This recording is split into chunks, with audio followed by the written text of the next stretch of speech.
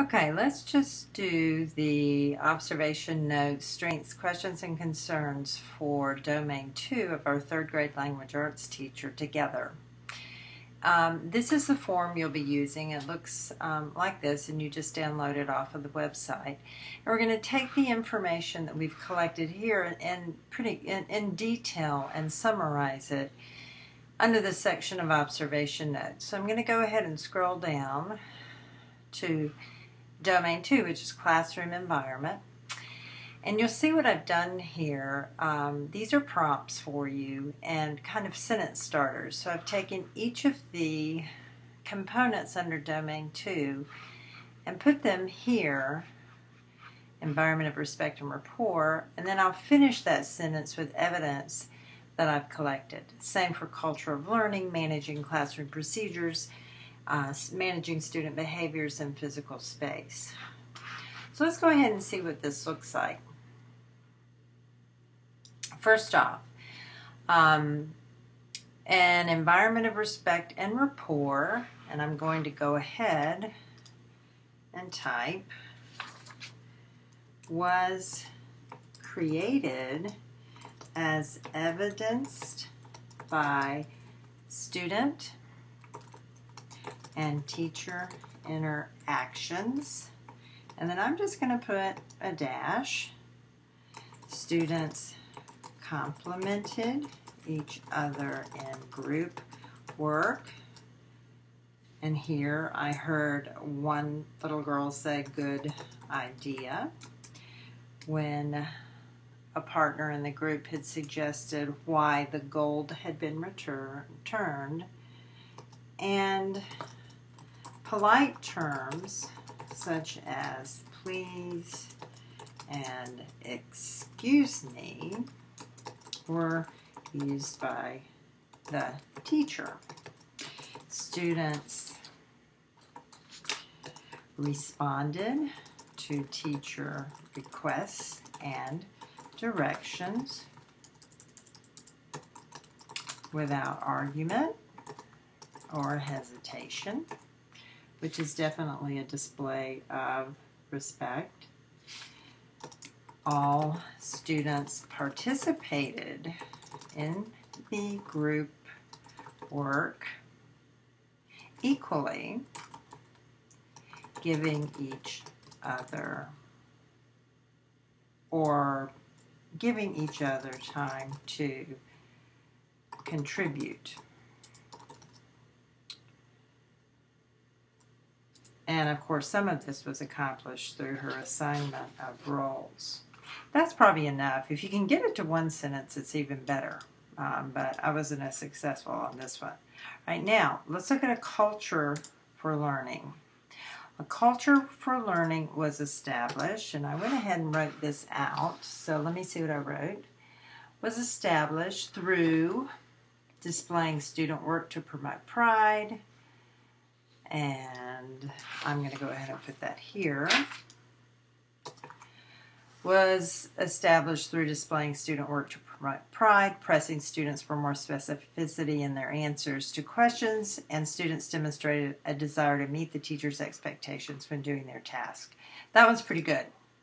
Short and sweet.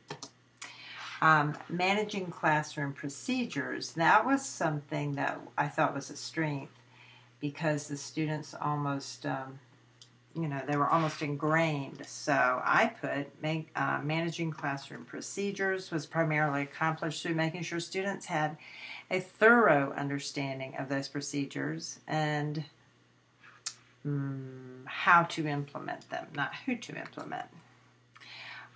Transition from group to rug went smoothly. Students obviously have been trained on group work and role expectations, and students responded instantly to the attention signal of clapping on the part of the teacher. Now, where did I get this information? I got it over here. All of this came from my evidence here. Here's where I had noted the clap, and so I incorporated it over here. Going on to student behaviors required little management. I'm going to go to my student behaviors section. Might even tap into my classroom procedure because I do see one comment that could have gone in either of those cells. Student behaviors required little management. That in itself says a lot. And I am going to finish that sentence with, as there were virtually no incidents of misbehavior, teacher did call 2 students who responded slowly to the quiet signal, and that was Tom and Brielle, and I'll just put that in. It adds credibility when you're, I don't know how to spell Brielle, when you're meeting with an intern, if you have that much specificity. And then finally, the physical space. And I'm going to add just a couple of things about this. Was safely arranged with student groups distributed throughout the classroom with enough space to work and travel from one area to the other. Materials were prepared and easily accessible. Example, whiteboards, markers, and erasers. So that gives you an idea of what goes in observation notes. Again, if you can get this even more reduced than I have here, it's probably a good idea to do so. And you do want to try to confine it to the space you have, although I've used a pretty small font because it's at an 8, so that is pretty small. Next, we're going to look at strengths. Here, there were many strengths, but this is an experienced teacher, so we're going to focus on the ones that seem the most impressive. And this is domain 2, remember, so I am putting in the bit about the procedures. Procedures were habitual on the part of students, so class ran smoothly and little disruption. That was clearly a strength. And another one that I didn't mention really in my observation notes enough that I felt I wanted to reinforce was evidence of high expectations through pressing for more in answers and discussing the seriousness of the task through the context of being a real journalist.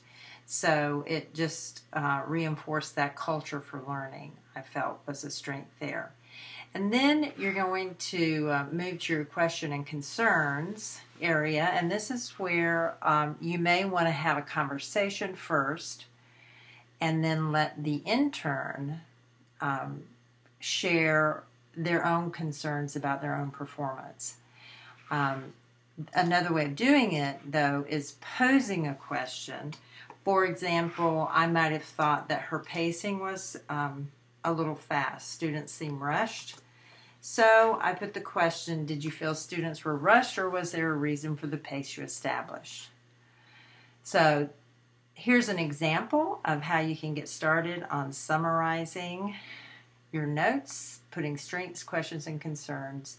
And then when you have the reflection conference, you will just have notes that you add from your reflection conference in that last column.